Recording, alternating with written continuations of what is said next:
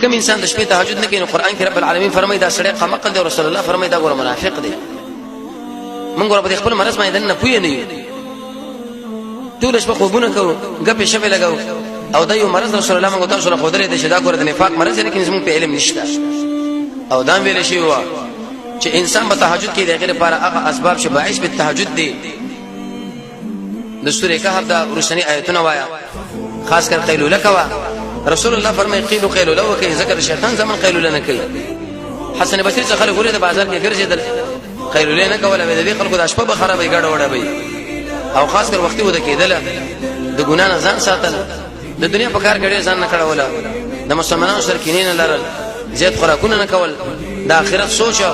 هغه آیتونه او حدیث کتل چې هغه تهجد بارک راغلي د الله نه دعا وکړل مجاهده کوله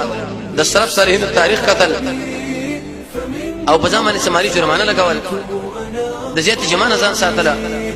تقریبا 15